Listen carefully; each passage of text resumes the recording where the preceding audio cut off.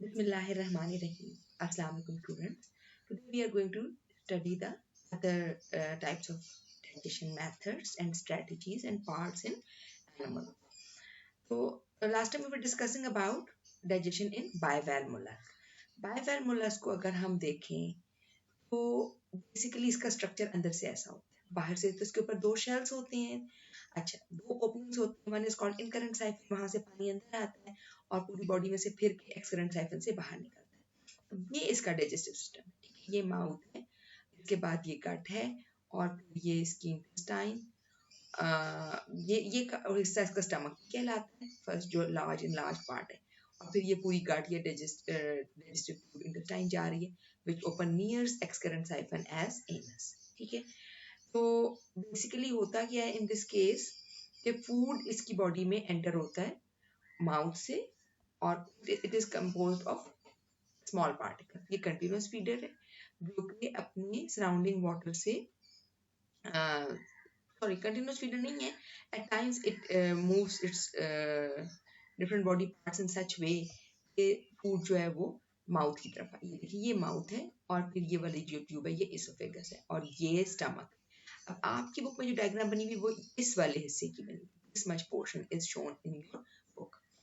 जब डाइजेशन नहीं हो रही उस वक्त क्या है, इसकी जो स्टमक है it has got a digestive diverticulum जहाँ पे डिफरेंट एंजाइम्स प्रोड्यूस होते हैं और कुछ हद तक इंट्रासेलुलर डाइजेशन भी होती है। रादर एंजाइम्स नहीं प्रोड्यूस होते यहाँ पे, मेनली इंट्रासेलुलर डाइजेशन ही होती है। जो एंजाइम्स प्रोड्यूस होते हैं वो सेल के अंदर ही काम करते हैं। अच्छा, this is the dorsal side of the stomach. इस पाउच को राइट पाउच कहते हैं जो कि स्टमक को कनेक्ट करते हैं विद द डाइजेस्टिव डाइवर्टिकुलम। दूसरी साइड पे यानी अगर ये राइट है तो ये लेफ्ट होगा। यहाँ पे एक क्रिस्टलाइन लॉन्ग स्ट्रक्चर होता है जिसको कहते हैं क्रिस्टलाइन स्टाइल। ये रोटेट करता है डिफरेंट डायरेक्शन में। देखें, कहीं इसके एरोज की डायरेक्शन ये है, कहीं इसके ऑपोजिट है। और इसके सामने एक गैस्ट्रिक शील्ड होती है, एक hard layer present in the stomach. और एट टाइम्स ये गैस्ट्रिक शील्ड इस क्रिस्टलाइन स्टाइल के साथ टकराती है और उसको तोड़ सकती है, ठीक है जी। ये तो इसके मेन पार्ट्स हो गए। फूड यहाँ से एंटर होगा और जो चेंजेस यहाँ आनी है वो आएंगे, उसके बाद वो चला जाएगा towards mid cut. Crystalline style के पीछे एक सैक लाइक स्ट्रक्चर है which is called style sac.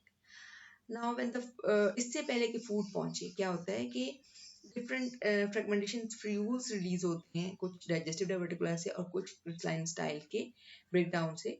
और ये जो हैं fragmentation fuels they lower the pH as well as they help in the digestion. Now the food is coming from the mouth and esophagus. Food जो है वो yellow colour से show हुआ है और फ्रेगमेंटेशन फ्यूल्स ब्लू से show हुआ है। फ्रेगमेंटेशन फ्यूल्स इंटरेक्ट करेंगे फूड से, उसका पीएच चेंज करेंगे, उसकी प्रॉपर्टीज चेंज करेंगे, उसको ब्रेक डाउन में हेल्प करेंगे और साथ साथ मजीद फ्रेगमेंटेशन फ्यूल्स इधर से आ रहे हैं। अब ये फूड जो है ना ये मजीद स्मॉल पार्टिकल्स में कन्वर्ट होके it is moving towards digestive reticula, जिनको छोटा होने की जरूरत है, और जो ज्यादा छोटे हो गए हैं वो इंटेस्टाइन की तरफ जा रहे हैं। ये लार्ज पार्टिकल्स पहले डाइजेस्टिव डाइवर्टिकुला में जाते हैं, वहां पे उनके अंदर चेंजेस आते हैं और वो स्मॉल पार्टिकल्स में कन्वर्ट होके इंटेस्टाइन की तरफ चले जाते हैं या कुछ यहाँ पे इंटरसेलुलर डाइजेशन के जरिए डाइजेस्ट होते हैं। ये एक चेंज आप देखें, सबसे लार्ज साइज क्रिस्टलाइन स्टाइल का यहाँ है और रोटेशन के साथ और गैस्ट्रिक शील्ड से टकरा टकरा के मूवमेंट से ये छोटा होता गया। क्रिस्टलाइन स्टाइल छोटा, देखिए कितना छोटा हो गया और इसके सारे जो मटेरियल है वो डिसॉल्व हो गया in the surrounding and it is helped in the process of digestion. As a result what happens, ये देखिए ये जो मूवमेंट शो हुई है ना एरोज की, ये क्या शो कर रही है, ये वाली मूवमेंट। गैस्ट्रिक शील्ड जब टकराती है क्रिस्टलाइन स्टाइल से तो उसको ब्रेक डाउन करती है। एज अ रिजल्ट जो फ्रेगमेंटेशन फ्यूल्स बनते हैं वो फूड को ब्रेक डाउन करते हैं। फूड ब्रेक डाउन होता है, स्मॉल पार्टिकल्स में कन्वर्ट हो जाता है तो इंटेस्टाइन की तरफ जाता है। जो भी लार्ज पार्टिकल्स होते हैं वो यहीं मौजूद रहते हैं और मजीद ब्रेक डाउन होते हैं with the help of fragmentation fuels. और डाइजेस्टिव डाइवर्टिकुला इंट्रासेलुलर डाइजेशन भी करती है और हेल्प करती है बाकी डाइजेशन में भी। और इस तरह ये सारी फूड डाइजेस्ट होके टुवर्ड्स स्मॉल इंटेस्टाइन या डाइजेस्टिव डाइवर्टिकुला चली गई। Now it is empty. So this is a type of filter feeding which is present in bivalve mollusk और most of the time ये इसी तरह water से अपनी food को filter कर रहे होते हैं। Insects जो हैं, insects की body third example invertebrates की ली गई है, first example protozoa की है, second example bivalve mollusk की है और third example insects की है।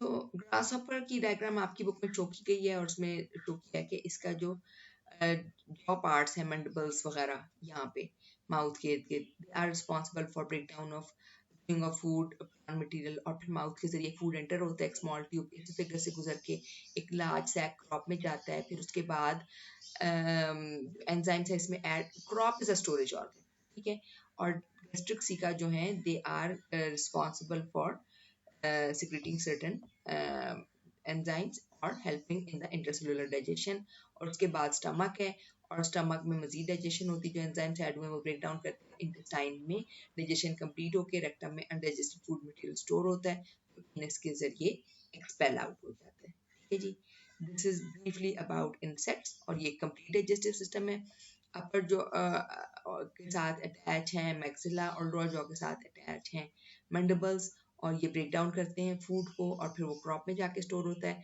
ड्यूरिंग मेस्टिकेशन स्लाइवरी ग्लैंड भी अपना स्लाइवा ऐड करते हैं और ये लुब्रिकेट भी करते हैं और एंड दे आल्सो कंटेन जिस तरह हमारे स्लाइवा में एमाइलेज होता है इसी तरह इंसेक्ट्स की स्लाइवा में भी स्लाइवरी एमाइलेज मौजूद होता है जो कि कार्बोहाइड्रेट की डाइजेशन को स्टार्ट कर देता है और फिर उसके बाद जो फूड है वो क्रॉप में स्टोर रहता है कुछ देर और क्रॉप में उसके ऊपर एमाइलेज एक्ट करता रहता है उसके बाद मिडगट जो है which is stomach in this case different तरह के एंजाइम्स रिलीज कर रहा है कार्बोहाइड्रेट्स लाइपेज प्रोटीएज और वो क्रॉप में एंटर हो रहे हैं और जहाँ वहां से स्लोली फूड जो वो स्टमक की तरफ आ रहा है और यहाँ पर मैकेनिकल मजीद ब्रेक डाउन होती है न्यूट्रिएंट पार्टिकल्स जो है वो सॉर्ट होते हैं large particles they are return back to crop further processing और जो स्मॉलर पार्टिकल्स हैं वो गैस्ट्रिक सिका की तरफ जाते हैं और वहाँ पे एक्स्ट्रा सेलुलर डाइजेशन कंप्लीट होती है इंट्रा सेलुलर नहीं है एक्स्ट्रा सेलुलर ही है और न्यूट्रिएंट एब्जॉर्प्शन जो वो इंटेस्टाइन में होती है अनडाइजेस्टेड फूड मटेरियल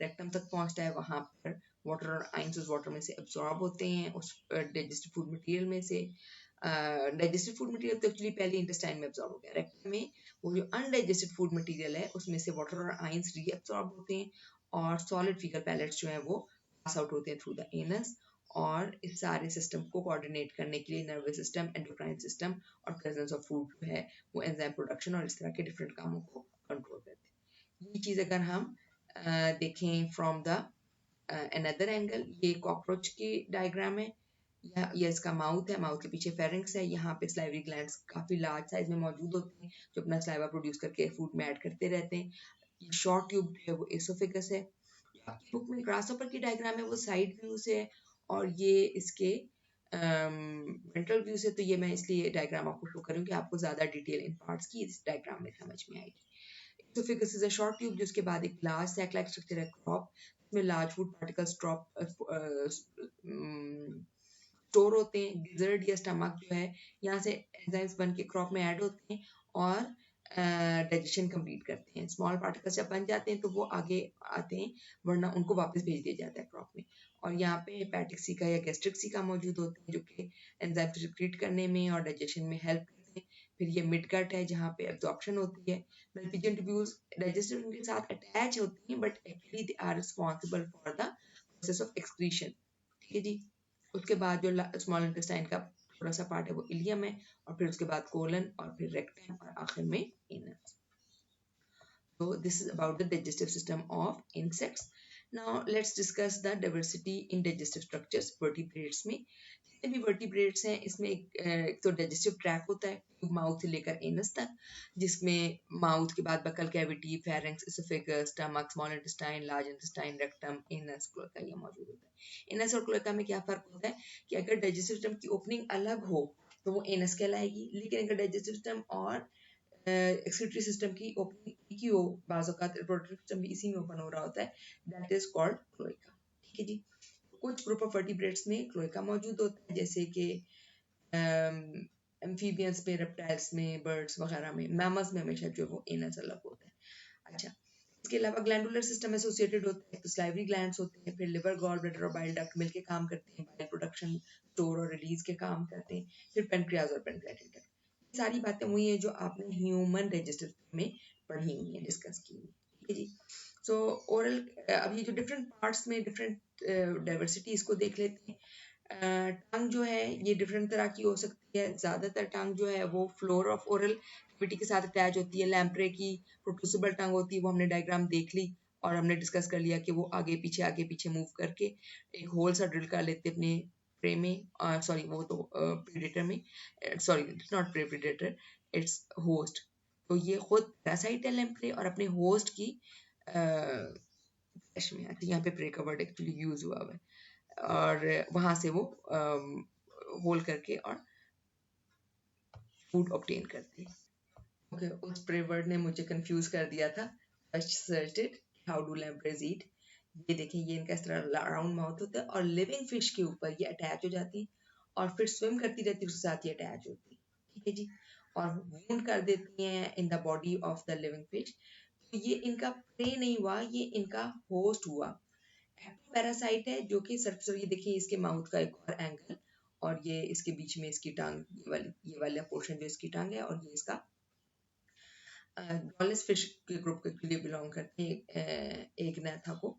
तो दे आर लाइक दिस, ठीक है जी। तो अपने होस्ट के फ्लैश में यहाँ पे मुझे मिलर साहब से इस लफ्ज के ऊपर इख्तलाफ है। ओके, तो फिशेस जो हैं जनरली उनकी टांग जो है उसका बेसिकली कोई रोल नहीं होता, दे have got teeth sometimes to hold the prey, जिसको उन्होंने ईट अप करना होता है, but their tongue is not muscular. Tetrapods जो हैं उनकी टंग मोबाइल होती है। फ्रॉग्स और सिलेमेंडर्स, इनकी जो टंग है ये तो बहुत दूर तक निकल आती है, और क्योंकि ये माउथ के अगले हिस्से से अटैच होती है तो बहुत लंबी निकल आती है। इधर वुडपेकर जो है दे हैव गॉट स्पाइनी टंग, और इसके जरिए इंसेक्ट्स और ग्रब्स को गैदर करते हैं। और एंट और टर्माइट ईटिंग जो मैमल्स होते हैं they also gather food with long sticky tongue, ठीक है। ये डायग्राम्स हम एक बार देख लेते हैं। This is mouth of lamprey. This is the tongue of lamprey. This is chameleon, जिसकी टंग इतनी लंबी, क्योंकि इसकी रिवर्सिबल टंग है और ये फ्रंट ऑफ माउथ से अटैच होती है। हमारी जुबान पीछे की तरफ अटैच होती है, इसलिए हम लंबी निकालना चाहें तो बहुत लंबी नहीं निकाल सकते। इसकी आगे से अटैच होती है, रोलों के पीछे पड़ी हुई होती है। ये जब व्हेन इट टेक्स आउट टंग तो बहुत दूर तक निकल आती है। इसी तरह फ्रॉग की भी टंग जो है वो आगे से अटैच होती है, पीछे से फ्री होती है, इसलिए वो मक्खियां दूर तक की भी पकड़ लेते हैं।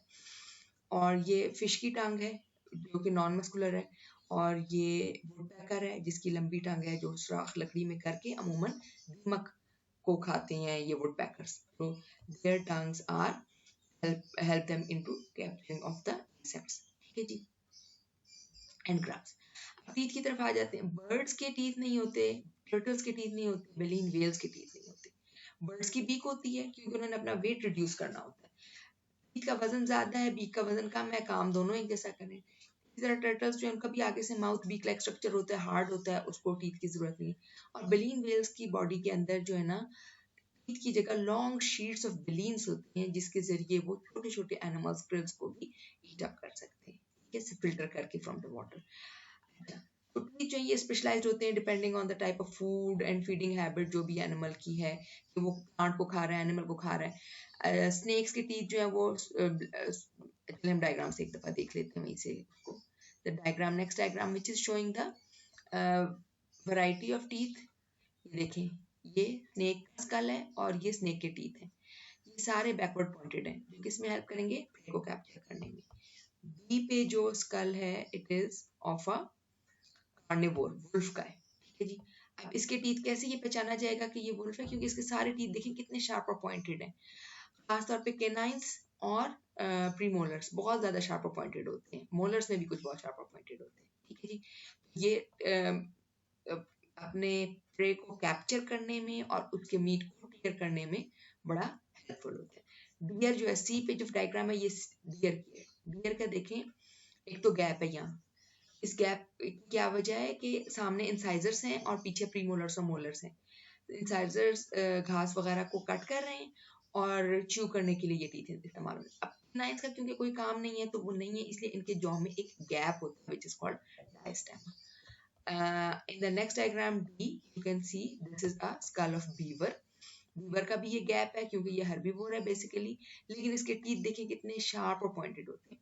अगर आपको पता हो कि बीवर्स पूरे पूरे दरख्त अपने दांतों से काट के गिरा के और डैम बना के और उसके नीचे अपना घर बनाते हैं, तो they have got very sharp and pointed teeth which are capable of even cutting and tearing of piece.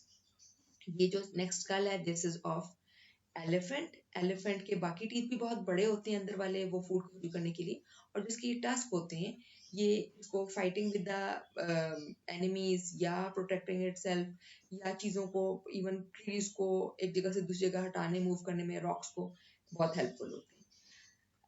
Human जो है we are omnivores, so we have got all type of teeth, incisors भी हैं, canines भी हैं, molars भी हैं, molars भी हैं, और ये सारे टीथ जो हैं ये ना ही कोई बहुत ज्यादा शार्प और पॉइंटेड है, ना ही कोई बहुत ज्यादा बड़ा और ग्राइंडिंग सरफेस है। हर्बीवोर्स हैं उनके प्री मोलर्स और मोलर्स बहुत बड़े और स्ट्रॉन्ग होते हैं ताकि वो प्लांट मटेरियल को अच्छी तरह च्यू कर सके। घास पत्तों को खाने में जाहिर सी बात है टाइम लगता है और बहुत ज्यादा एनर्जी। तो जो कार्निवोर्स हैं दे have got very sharp and pointed canine teeth as well as molars and molars। तो हम क्योंकि omnivores हैं, हमने हर तरह की फूड खानी है, so that is why we have got all the variety of teeth which is moderate sort of। ठीक है जी, बहुत ज्यादा कोई चीज शार्प पॉइंटेड नहीं है, कोई चीज बहुत ज्यादा बड़ी नहीं है। एक दफा हम यहाँ से फिर देख लेते हैं, टीथ ऑफ स्नेक जो है वो ग्रो बैकवर्ड ताकि वो रिटेंशन कर सकें प्रे की स्वेलो करने के लिए। वो चिबाते नहीं है स्नेक, सिर्फ उसको उन्होंने उसको डायरेक्टली गलना होता है, तो वो टीथ ऐसे हैं कि जो उसको बाहर भागने से रोकते हैं। वुल्व्स के टीथ जो हैं वो रिपिंग ऑफ फूड के लिए हैं। हर्बीवोर्स जैसे डियर हैं उनके ग्राइंडिंग टीथ हैं। फ्रंट टीथ बीवर के बहुत बड़े हैं जो कि चिजलिंग ट्रीज और ब्रांचेस के लिए हैं।